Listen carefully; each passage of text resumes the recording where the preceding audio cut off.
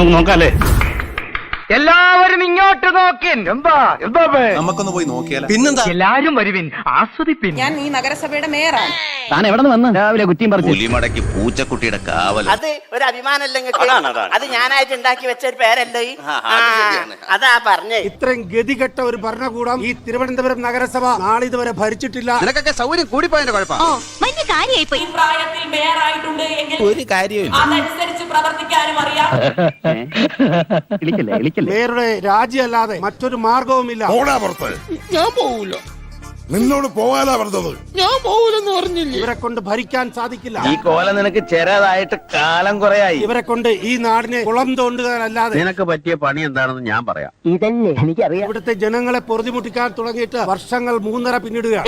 നീ എന്റെ കയ്യിൽ നിന്ന് വാങ്ങിക്കും. എന്താ പറഞ്ഞത് ശരിയല്ലേ? ഇതൊന്നും ആർക്കും അറിയില്ലെന്നാ വിചാരം. നമ്മളൊരു കാര്യം മനസ്സിലാക്കാനുള്ളത്, നീ ഒന്നും പണയണ്ട. അമ്പേ പരാജയപ്പെട്ട ഒരു ഭരണസമിതിയാണ് ഇപ്പോഴും ആര്യ രാജേന്ദ്രന്റെ നേതൃത്വത്തിൽ ഭരണം നടത്തുന്നത്. ഒരു നാട് ഭരിക്കാൻ വലിയ കഴിവൊന്നും വേണ്ട, പക്ഷെ ഒരു നാട് മുടിക്കാൻ കഴിവ് വേണം. ഈ രാജ്യത്ത് നടക്കുന്ന യാതൊരു സംഭവവികാസങ്ങളെ പറ്റി നിങ്ങൾക്ക് അറിയില്ലോ സുഹൃത്തെ. 2017 നരേന്ദ്രമോദി സർക്കാർ പ്രഖ്യാപിച്ച സ്മാർട്ട് സിറ്റി പദ്ധതിയിൽ വന്നിട്ടുള്ള അലിപ്പഴം പോലെ ഞാവൽപ്പഴം പോലെ 1000 പൊൻപണം വീണ് കിട്ടി. കോടിക്കണക്കിന് രൂപ ഉപയോഗിച്ച് എത്ര നാള് മുമ്പ് നഗരത്തിലെ ഈ വെള്ളക്കെട്ടിന് ശാശ്വതമായ പരിഹാരം കാണാൻ സാധിക്കുമായിരുന്നു? വളരെ ശക്തമായി പറയുന്നു, ആര്യ രാജേന്ദ്രന്റെ നേതൃത്വത്തിലുള്ള ഈ ഭരണസമിതിക്ക് വെള്ളക്കെട്ടിനോ ദുരിതത്തിനോ പ്രയാസങ്ങൾക്കോ പരിഹാരം കാണാൻ സാധിക്കില്ല. നാണക്കേടായി പോയി. ആദ്യം വ്യക്തി നന്നാവണം, എങ്കിലേ കുടുംബം നന്നാവും. കുടുംബം നന്നായ സമൂഹം നന്നാവും. സമൂഹം നന്നായ രാജ്യം നന്നാവും. രാജ്യം നന്നായ ലോകം നന്നാവും.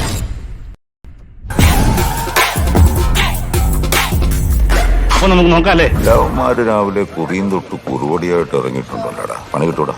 സംശയമുണ്ടോ? കത്ത് വിവാദത്തിൽ മേയറുടെ രാജി ആവശ്യത്തിൽ ഉറച്ച് പ്രതിപക്ഷം.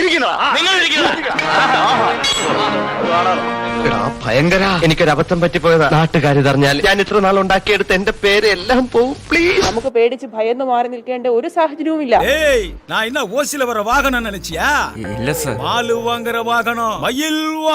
വരണമൊക്കെ അനുഭവിക്കല്ലേ.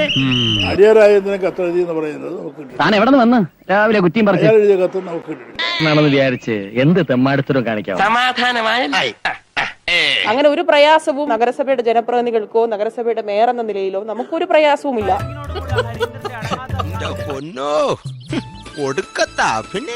അതിലെ സത്യാവസ്ഥ പുറത്തു കൊണ്ടുവരിക നിനക്ക് എന്നെ വിശ്വാസമില്ല? നിന്റെ നന്മയ്ക്ക് വേണ്ടിയാ പറയുന്നത് വിചാരിച്ചാൽ എന്നത് മാത്രമേ നമ്മുടെ ലക്ഷ്യമുള്ളൂ. അത് അധികം താമസിക്കാതെ പുറത്ത് കൊണ്ടുവരും. കേട്ട് ഞാൻ മടുത്തു. ബഹുമാനപ്പെട്ട മുഖ്യമന്ത്രിയുടെ നേതൃത്വത്തിൽ നടക്കുന്ന അദ്ദേഹം ചുമതലപ്പെടുത്തി അന്വേഷണം. എന്റെ ദൈവമേ, എന്തൊരു ചിറ്റണത്!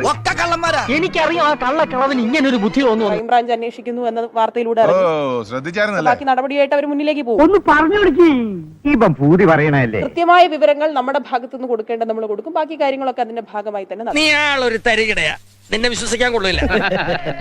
കളിയാക്കല്ലേ. പ്രതിപക്ഷം സമരം ഉണ്ടാക്കുമ്പോഴൊക്കെ രാജി എന്ന് പറയാം. എന്തൊക്കെ പറഞ്ഞാലും മുഖ്യമന്ത്രി രാജിവെക്കണം. അപ്പൂതി മനസ്സിലിരിക്കുള്ളൂ. അവര് പറയുമ്പോ രാജിവെക്കാൻ എന്തായാലും നിർവാഹമില്ല. ഈ കസേര ഞാൻ വിട്ടുതരില്ല. ഇവിടെ ഒരു അത് ഞാനാണ്. അതൊക്കെ ഒരു തമാശയായി മാത്രമേ നമുക്ക് കാണാൻ വേണ്ടി പറ്റുള്ളൂ. എളുപ്പല്ലോ ഈ ആദ്യം ഓരോ സാധനങ്ങൾ കിട്ടാൻ. യുദ്ധം നന്മയും തിന്മയും തമ്മിലല്ല, തിന്മയും തിന്മയും തമ്മിലാണ്. ഇത് വലിയ തിന്മയാണ്.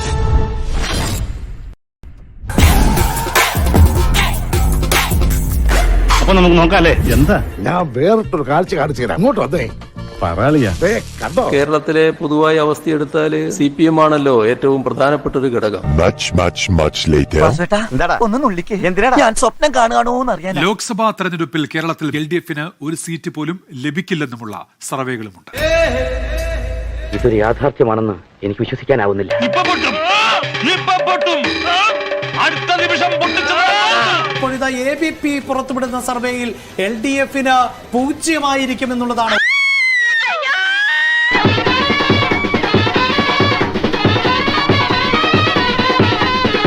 RDP-യുടെ തൊലി ഇരിക്കുകയാണ് ഉത്തമ. ഒരിടത്ത് പോലും വിജയിക്കാൻ സാധിക്കില്ല എന്ന പുറത്തിറങ്ങാൻ പറ്റാത്ത അവസ്ഥയല്ലേ. എക്സിറ്റ് പോള് എന്ന് പറയുന്നത് ഒരു ഏജൻസി വർക്കാണ്. അത് വസ്തുതാപരമായി ശരിയാകണമെന്നില്ല. എന്റെ വായിരിക്കുന്നൊന്നും കേൾക്കണ്ട. പുറത്താരോടും പറഞ്ഞ് ഞങ്ങളെ നാറ്റിക്കരുതെന്ന് പറയാൻ പറഞ്ഞു എന്ന് പറഞ്ഞു. ഇനിയിപ്പോ എന്തറിയാനാ, ഇപ്പോഴേ അറിഞ്ഞു കാണുമല്ലോ. കേരളത്തിൽ ഒരു മണ്ഡലത്തിലും BJP-ക്ക് ജയിക്കാനുള്ള ഒരു സാധ്യതയുമില്ല. തോൽക്കുന്നതിന് തൊട്ട് തൊട്ട് മുമ്പ് വരെ ശുഭാപ്തി വിശ്വാസം വളരെ നല്ലതാണ്.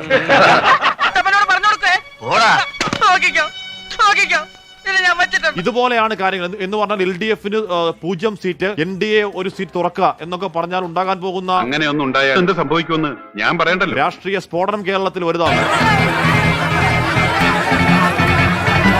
LDF-ന് 1 സീറ്റിൽ പോലും വിജയിക്കാൻ സാധിക്കില്ല എന്ന് സൂചനകൾ ലഭിക്കുന്നു. മനുഷ്യന് വഴി കൂടെ നടക്കാൻ മേലുണ്ടായാലും ഈ കേരളത്തെ ആകെ നിരീക്ഷിച്ചിട്ടുള്ളവർക്ക് ആർക്കെങ്കിലും അങ്ങനെ വിശ്വസിക്കാൻ കഴിയും? അറിയാത്ത പിള്ളക്ക് ചൊറിയുമ്പോഴേ അറിയൂ, പറഞ്ഞാൽ അനുസരിക്കൂലല്ലോ.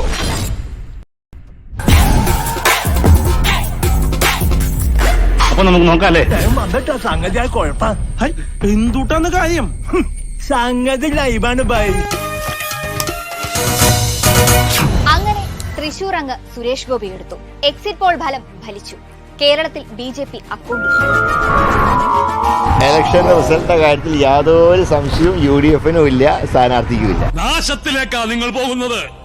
അത് ഞങ്ങൾ അങ്ങ് സഹിച്ചു. നല്ല ഭൂരിപക്ഷത്തോടെ UDF ജയിക്കും. എടാ ഇതൊക്കെ പറഞ്ഞുകൊണ്ട് നടക്കാനേ കൊള്ളൂ. തൃശ്ശൂരിൽ താമര വിരിയുമെന്ന ആവേശത്തിലാണ് BJP പ്രവർത്തകർ.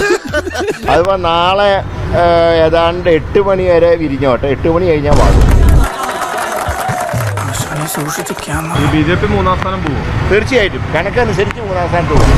മുറിവേറ്റ സിംഹത്തിന്റെ ശ്വാസം ഗർജനത്തെക്കാൾ ഭയങ്കരമായിരുന്നു. ഒരു കാര്യം പറഞ്ഞാൽ ഞെട്ടരുത്.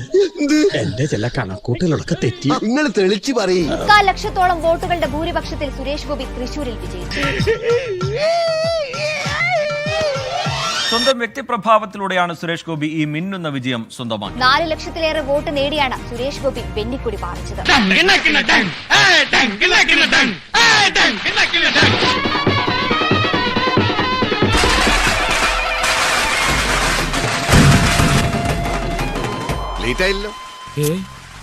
രണ്ട് തവണ തോൽവിയറിഞ്ഞ ശേഷവും മണ്ഡലത്തിൽ തന്നെ തുടർന്ന് പ്രവർത്തിച്ചതും അനുകൂല ഘടകമായി. എന്തൊക്കെ ബഹളമായിരുന്നു. പ്രയാസം എനിക്കുള്ള മറ്റൊന്നുമല്ല. ഇവിടെ LDF ജയിച്ചിരുന്നെങ്കിൽ എനിക്ക് ദുഃഖം ഉണ്ടാവില്ല. അതെ അതെ, എന്ന് എതിർ പാർട്ടിക്കാർ പറയുമെന്ന് ഞാൻ ഉദ്ദേശിച്ചു. ഇനി ഒരു മത്സരത്തിന് തൽക്കാലം ആലോചനയില്ല. ഒരു തിരിച്ചുവരവുണ്ടാവില്ല ശശി. മത്സരിക്കാനൊരു മൂഡ് നഷ്ടപ്പെട്ടു. അതുകൊണ്ട് തൽക്കാലം പൊതുരംഗത്ത് തന്നെ തൽക്കാലം ഒന്ന് വിട്ടു. ഇങ്ങനെ ഒരു വിധി എഴുത്തുണ്ടാകുമെന്ന് സ്വപ്നത്തിൽ പോലും വിചാരിച്ചല്ലോ. തീരുമാനമായല്ലോ. നിന്നെ വീട്ടിൽ നിന്ന് പുറത്താക്കിയത്. അതെ, അതുകൊണ്ട് ഞാൻ ചുമ്മാ കയറിച്ചല്ലൊന്നുമില്ല, പിന്നെ നല്ലോണം വലിഞ്ഞു കയറിച്ചു. വഞ്ചിക്കില്ല, ചതിക്കില്ല, പറഞ്ഞ വാക്കിൽ നിന്ന് മാറില്ല, ഉറപ്പ്. പിന്നെ അല്ല സഹോ നീ പൊരിക്കടാ.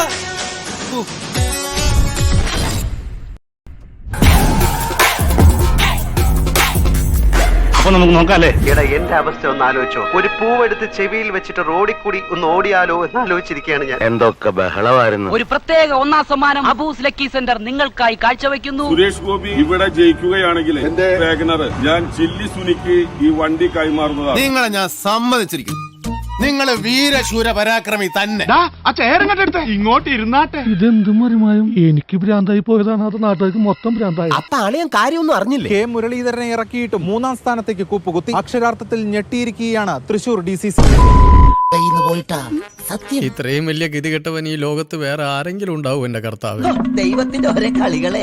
ഇനിയിപ്പോ ചേട്ടന്റെ കാര്യം പോക്കാം. തോൽപ്പിക്കാൻ ഒരു മാന്യായിട്ട് തോൽപ്പിക്കും. എത്ര മനോഹരമായ ആചാരം. മനോഹരം നിന്റെ എന്റെ കഷ്ടകാലം എന്നല്ലാതെ എന്ത് പറയാം. ഇങ്ങനെ പ്രതീക്ഷിച്ചിരുന്നു ഒരു തോൽവി. അയ്യോ, ഓർമ്മിപ്പിക്കല്ലേ പൊന്നെ. അതൊന്നും സാരമില്ല. ഒരിക്കലും ഇങ്ങനെ ഒരു തോൽവി പ്രതീക്ഷിച്ചിട്ടില്ല. ഇന്നലെ ഞാൻ ശരിക്കും ഉറങ്ങി. എന്തായിരുന്നു ഇതിങ്ങനെ ഒരു തോൽവിയിലേക്ക് നയിച്ചതിന് കാരണം? എന്തൊക്കെയോ നേതൃത്വത്തിന്റെ ഭാഗത്തുനിന്ന് ഒരു അടിയൊഴുക്കുണ്ടായിട്ടുണ്ട്. വിഘടനവാദികളും പ്രതിക്രിയാവാദികളും പ്രഥമദൃഷ്ട്യാ അകൽച്ചയിലായിരുന്നെങ്കിലും അവർക്കിടയിലുള്ള അന്തർധാര സജീവമായിരുന്നു എന്ന് വേണം കരുതാൻ. തെരഞ്ഞെടുപ്പ് ആകുമ്പോൾ തെരഞ്ഞെടുപ്പുമായി മുന്നോട്ട് പോകും. പല ഭാരവാഹികളെയും ഇവര് അക്കോമഡേറ്റ് ചെയ്തിട്ട് എന്താണ് അതിന്റെ പിന്നിലുള്ള ഉദ്ദേശം എന്നുള്ള അറിയാം. ഓരോരുത്തന്മാരെ കാണിച്ചു വെക്കുന്ന പോക്കരത്തിന് ബാക്കിയുള്ളവനായിരിക്കും പ്രതിയില്ല. ഒരു അബദ്ധം പറ്റിപ്പോയത് അതൊക്കെ ചെയ്യുമ്പോൾ ഓർക്കണമായിരുന്നു. തീർച്ചയായും ജില്ലാ നേതൃത്വം തന്നെയാണ് ഇതിന് ഉത്തരം പറയുന്നത്. ഒരു കാര്യം ഞാൻ പറയട്ടെ. പറയൂ.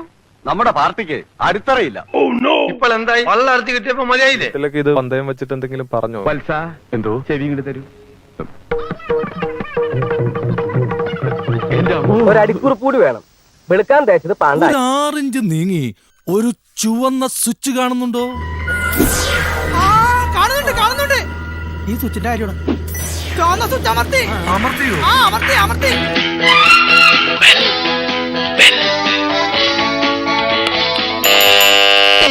ഈ ഉപകാരം മറന്നാലും ഞാൻ മരിക്കില്ല. ഇതൊക്കെ എന്ത് അപ്പോ നാളെ നേരത്തെ തന്നെ ഇങ്ങോട്ട് എത്തണം കേട്ടോ. ശരി.